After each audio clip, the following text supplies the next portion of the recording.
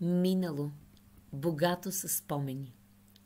Настояще, цветно и динамично. Бъдеще, очаквано с надежди. Традиции и иновации вплетени в едно. Това сме ние. Трето основно училище Петко Рачов Славейков. Вече 44 години. Добре дошли в светът на славейковци! Заповядайте в нашето любимо училище! Казвам се Наталия Миланова и съм директор на Трето основно училище Петко Рачов Славейков, град Търговище. Нашето училище е средищно училище с основен профил от 1 до 7 клас. Славейковци изключително работят по проекти и национални програми. Трета година, трето основно, работи по e-twinning програми с невероятния екип от госпожа Кичукова и госпожа Цонева, за което сме удостоени с европейски знак за качество за работа в проектите на e-twinning. Националните програми, над 50% ние участваме. Имаме изключителни и партньорства на местно ниво. Работим прекрасно с РЗИ и Търговище, с регионалния исторически музей, с регионална библиотека, с държавен фолклорен ансамбъл Мизия. Партньори са ни Lions Club, Ромакт. Това са дейности, които ежемесечно ние упражняваме с тези наши партньори. Искам да благодаря на всеки, който се довери на Трето основно училище и да го уверя, че тук е прекрасен достъп за образование за всяко едно дете. Здравейте! Казвам се Снежана Коцарова и съм заместник директор по учебната дейност в Трето основно училище Петко Рачов Славейков. Аз ще ви запозная с постиженията и отличията на нашите ученици.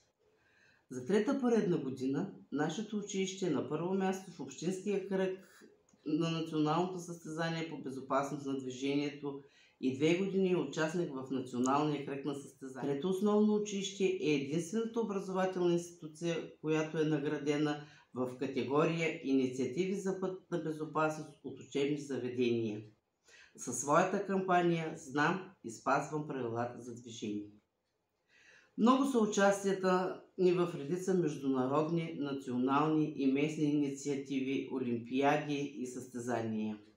Ученик от 3 клас завоюва в Международната олимпиада в Кингс златен медал по английски език. Миналата година учениците ни завоюваха гран-при и първа награда в категория художествено слово и първо място в категория танци на международния конкурс Българска душа на Святата земя в град Ян, Израел. Това са само част от участията ни и завоювани отличия и призови места.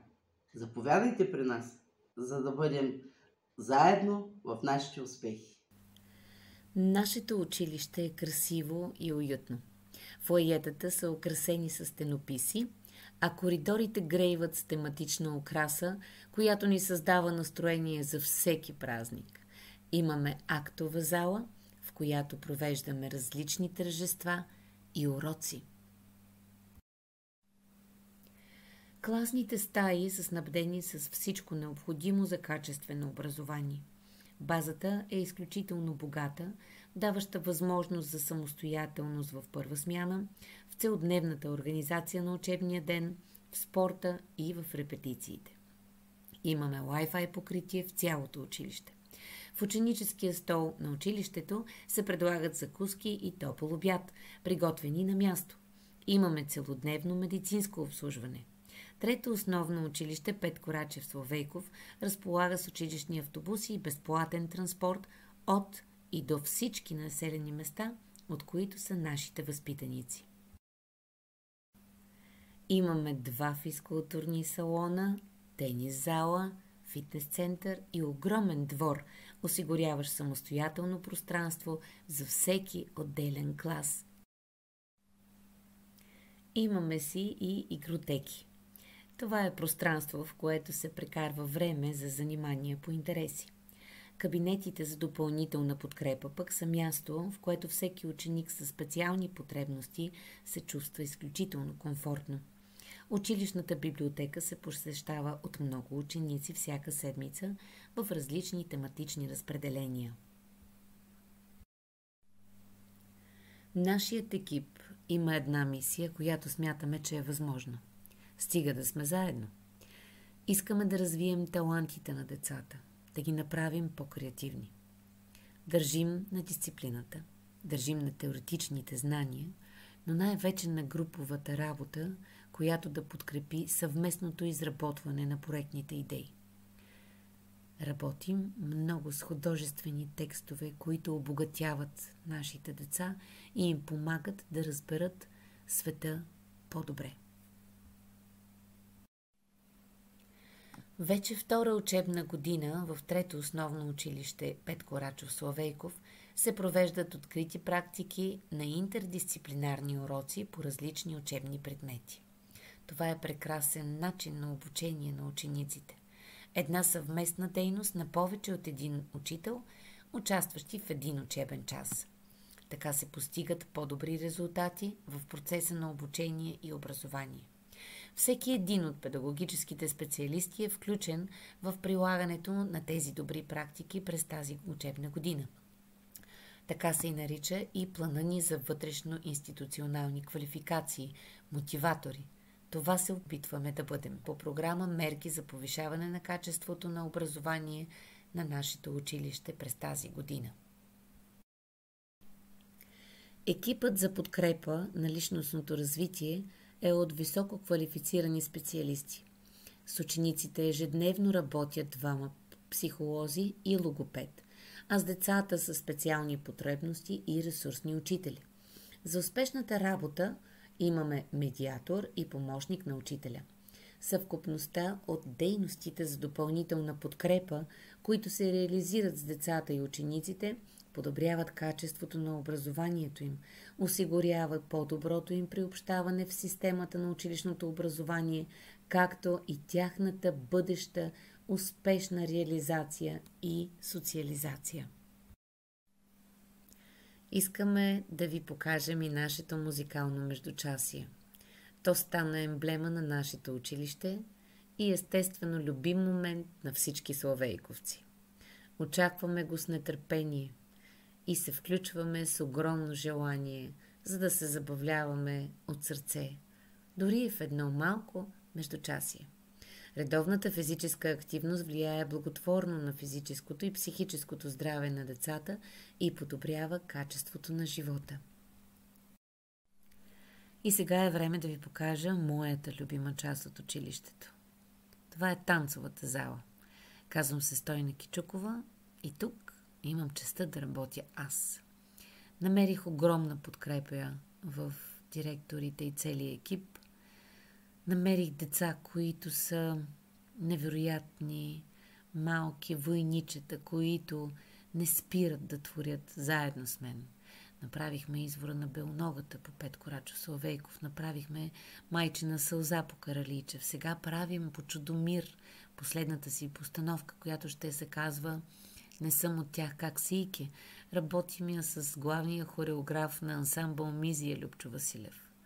Каним всеки един от вас на нашия голям концерт в драматичния театър. Бъдете част от нас. Бъдете ни гости.